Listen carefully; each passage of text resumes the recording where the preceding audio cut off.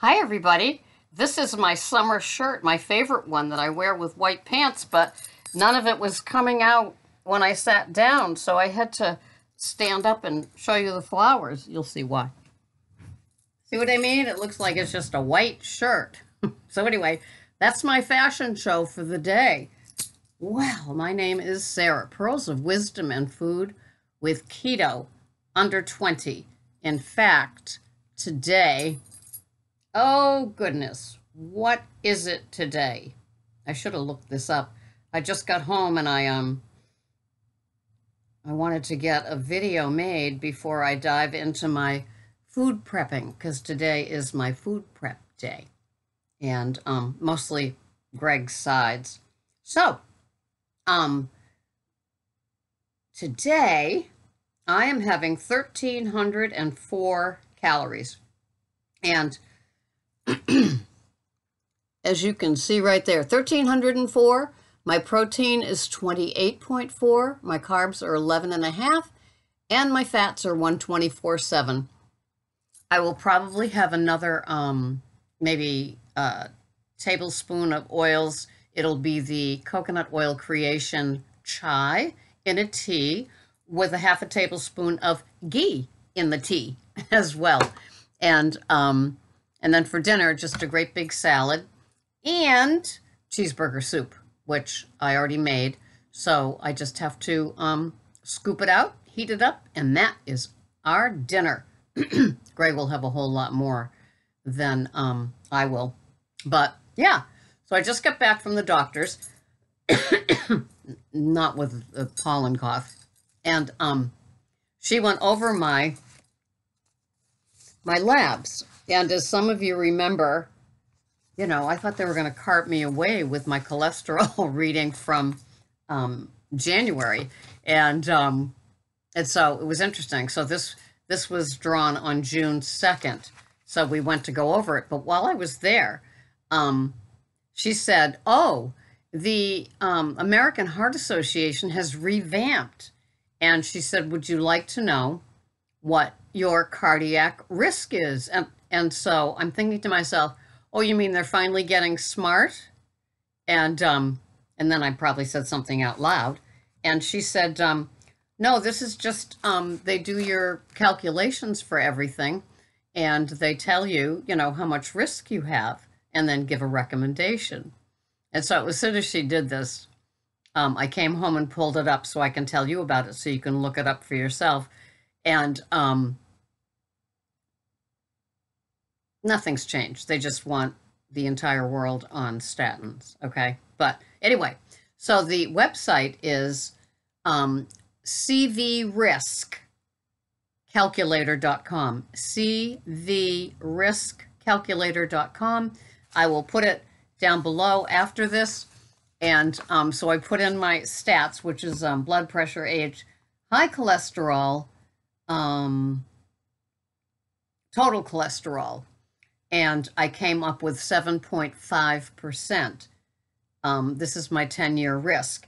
And it says, on the basis of your age and calculated risk for heart disease or stroke over 7.5, the guidelines suggest you should be on a moderate to high statin.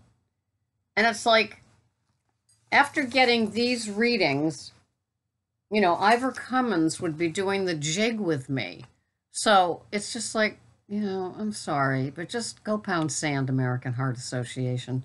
So, yeah, I'm going to put the link below so you can look it up. So, anyway, so now we can go over what my my numbers were and the difference. And I broke it down here in the January to June. So in January with my panic, I was 430 total cholesterol, which they say is just like a bogus number anyway. It doesn't mean anything. And in June, it was 342, so went down 90 points. My HDL, the good stuff, was 114 in January, and in June, it was 119. My triglycerides were 68 in January and 44 in June, which is kind of excellent because it's supposed to be under 150.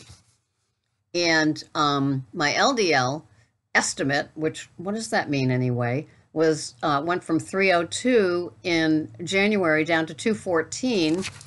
And of course, they say, well, they say it's supposed to be or whatever. But then, and my ratio in January, in January was 3.8, and now it's 2.9.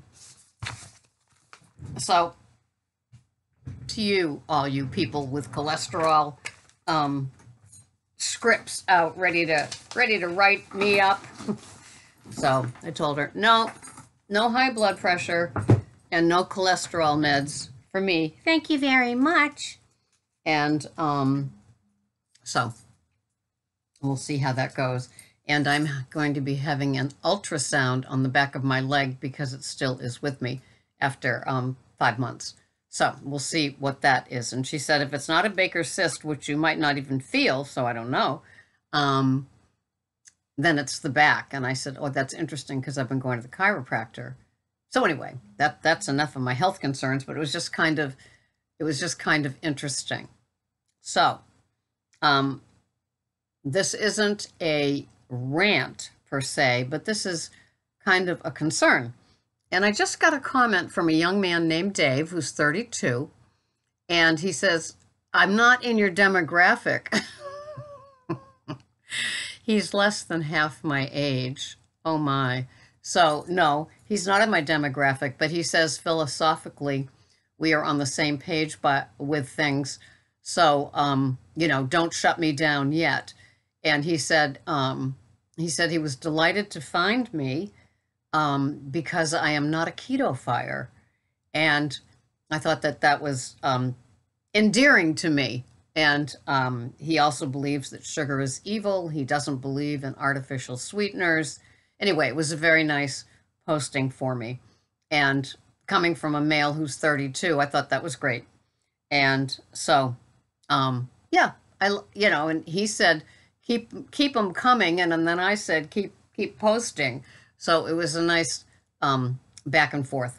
And I always like getting something like that from somebody that I don't know yet, like from their first post, because it just keeps me knowing that, we may be few and far between that do non-keto-fying, non-artificial sweeteners in our daily eating, but we are out here and we do, we're loud and proud. Well, we're not maybe loud, but we're proud, and we continue to do it even when everybody around us is doing some sort of ketofication of things, because there's so many different versions out there. And today, and they're loud and proud too. And I say, good for you. But, with my food addiction and my, just my own personal thing, it is my channel, I find that, I am strict, I am disciplined, I have high fats, I have moderate to low protein, and I have very low carbs. And that has kept me happy and content in maintenance for over 2 years. And so to me, that's a formula that works for me. I also find that it works for a lot of my clients who are older females as well.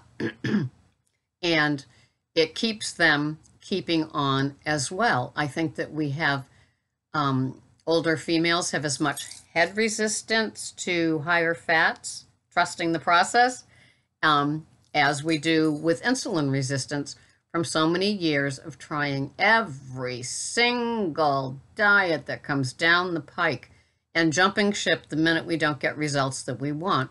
It's funny because we think that the younger generation is impatient. Well, find an older woman that's doing a food plan, and the minute she doesn't show a loss, she is like, whew, I am out the door till the next great final thing comes along. And anyway, it's very interesting. So I spent, because of the Keto Mystery Box collab, I really had an occasion to watch a whole bunch of videos as people did their unboxing. And as expected, you could tell a lot about the person with their comments about the things that they received in their mystery box as the person who put together the mystery box and sent it to them. And in the collab, there's a few of us older women, and their boxes were, kind of different. Mine was too. Mine was strict keto.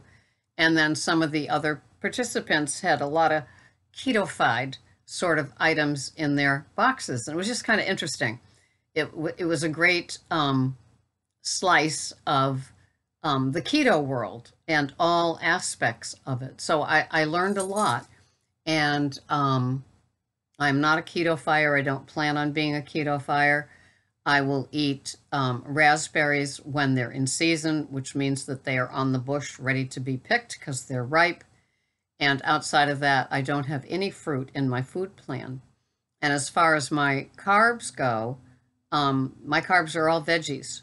Sometimes they might be a cheese, but for the most part, they are all of the lettuces that I have in my big green leafy, I call it a salad, but it's really just a compilation of like 4 or 5 different lettuces that I weigh and measure.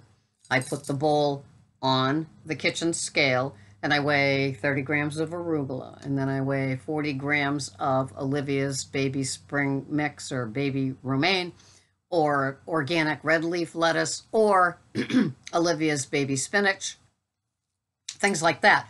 I even got some Olivia's baby kale to put in my salad starting today, which I'm going to make when I'm done with this. And yeah, I didn't have a chance to prep anything, and it's almost 11 o'clock as I tape this because I had to go from work to shower to doctor's appointment, and here I am. So, yeah. And so, yes, there is a huge difference, and I don't know with people that keto-fy if they're stalled or if they're moving along just fine because they're younger and so they don't have that same insulin resistant body that like we older people sometimes have. But it was just very interesting, and I watched other people as well. I watched an interview with High Intensity Health interviewing Sarah Halberg, and she's a great doctor, big on keto, big on helping obesity. I think she's a member of the Obesity of America, something like that. So she's a fascinating doctor, and she is totally dedicated to this whole, obesity, getting on keto, just doing it till it works, and trusting the process.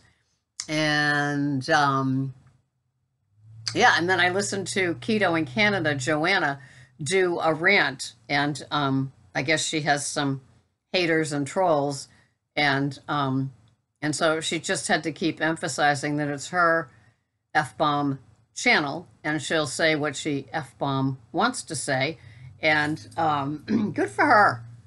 Good for her. It was on her Instagram, and then she said, no, I got to share it with more of the world than just that, so she put it on her YouTube channel, and her metamorphosis is great. She's gorgeous. She does keto her way.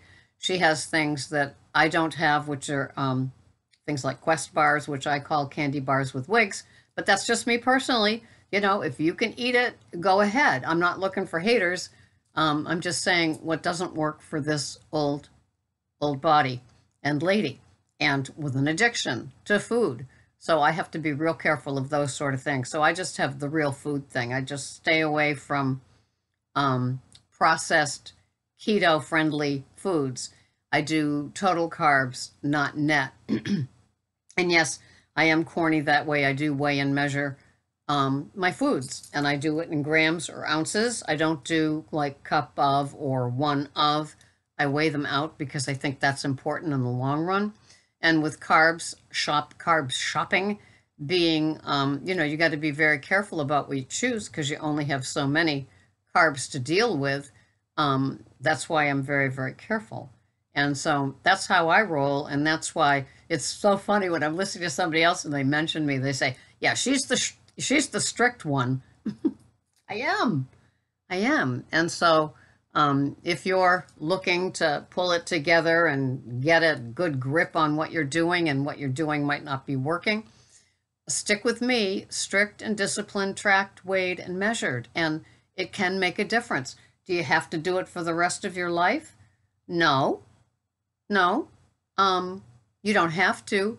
But for somebody like me who could get very loosey-goosey with portion control because I have portion distortion, I have to be careful. And so that's what I do. It's funny. I digress. I'm looking over here, and it says, back to the CV risk, based on your age and race, your blood pressure is poorly controlled, and you should initiate lifestyle interventions and consider starting a thiazide diuretic, ACEI/ARB, or calcium channel blocker. American Heart Association, right on. You are great. And how much do you get in donations to keep telling us that we need the blood pressure and the cholesterol, statins? Wow. So I hope you guys do it. And, and it says I would not benefit from aspirin. So, hey, is that why they say that? Because, they want to give me 1 out of 3? Oh, our health system, our managing unwellness system today. It's not managing health at all.